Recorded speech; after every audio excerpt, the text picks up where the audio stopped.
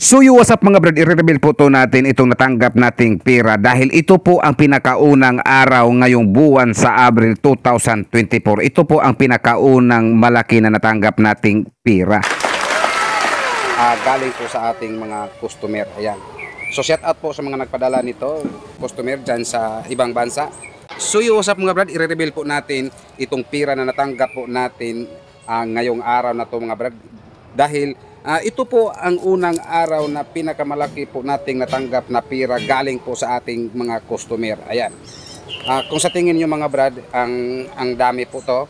Pero sa totoo mga brad, ilan lang po to ang matira sa amin or ilan lang po to ang mapunta po sa aming bulsa. Dahil po ang iba nito ay ibabayad po namin sa mga supplier po namin sa mga kinunan po namin ng materialis sa paggawa ng mga speaker box. So kami po ay nagpapasalamat unang-una po sa ating Panginoon dahil binigyan po niya kami ng mga supplier na mga magandang loob, at sa atin namang mga customer, maraming salamat po sa inyong pagtiwala sa amin.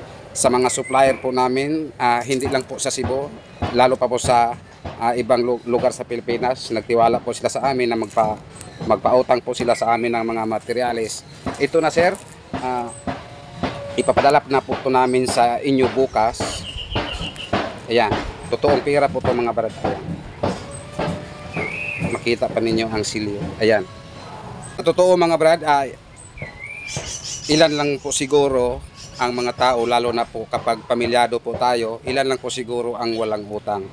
Pagdating po sa utang mga brad, kami po ay, example, kung due date po namin bukas, pag may pera po kami, magbayad po kami before pa po sa araw ng due date. Pagdating po sa utang mga brad, pag due date, example, kung due date po namin bukas, ngayon magbabayad na po kami para sobrang tiwala, sobra pong magtiwala po ang ating mga supplier. Ayan po ang ginawa namin mga brad. Yung mga supplier sa mga materials sa paggawa, yung nakikita ninyo na sa aming mga speaker box, hindi po yan, hindi po yun cash.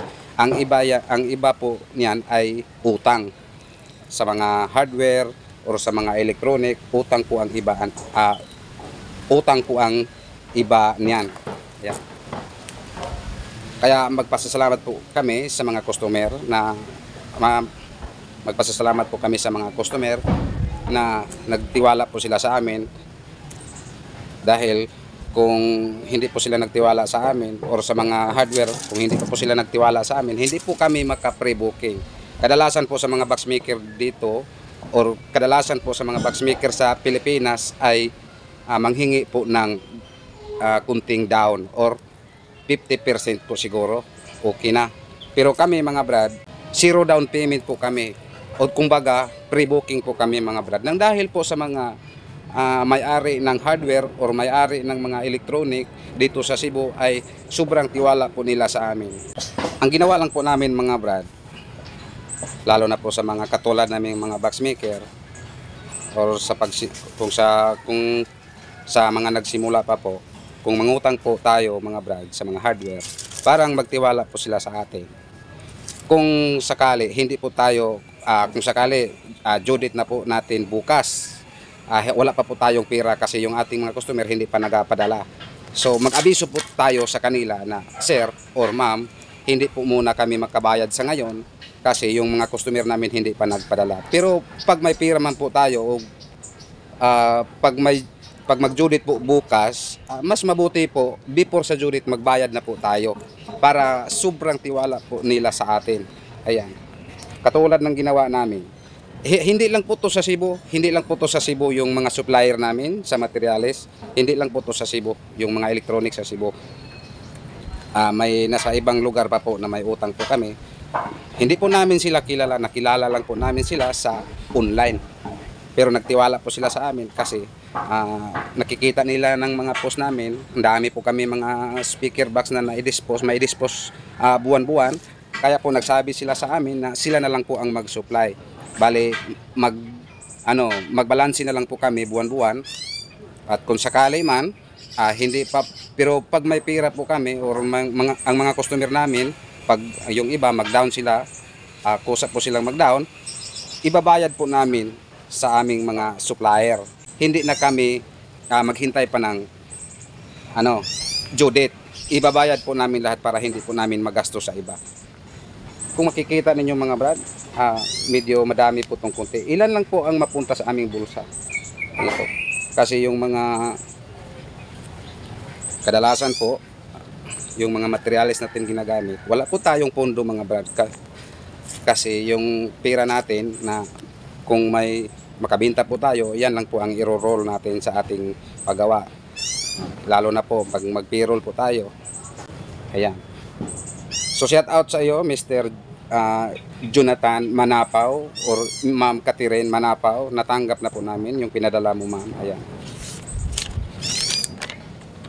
Yung sa taga Usamis, Mr. Janjan Hornido, maraming salamat sir. Tanggap ko na yung pinadala mo via GCash. Ayan. Meron pa dito sa GCash. Tanggap ko na yung pinadala mo through GCash sir. Ayan.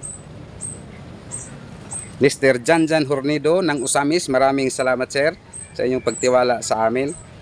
At sa iyo, Mr. Sino pa to? Oh, Mr.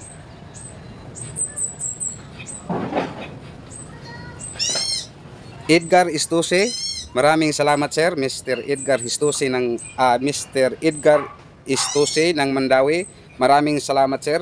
Natanggap ko na yung pinadala mo sa nag-deliver ng box. Ayan. 17,500. Maraming salamat po. At sa sino pa tong nagpadala. Yung taga Masbate, maraming salamat sa pasayuna mong bayad sa amin sir.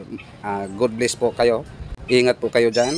Hindi po kami naghingi ng down ni Mr. Customer sa Masbate. Maraming salamat. At sa iyo, Mr. Tagabantayan, hindi ko na natandaan kung ano po ang pangalan mo, sir. Pero yung order mo na 8 boxes na mid-high bullet, sinimulan na po namin ang 4 ngayong araw. So maraming salamat po sa mga nagbigay nito at maraming salamat po sa ating Panginoon dahil binigyan po niya tayo ng mga supplier na nagpautang po sa atin at binigyan po niya tayo ng mga customer. This is MCB Cebu Box Maker.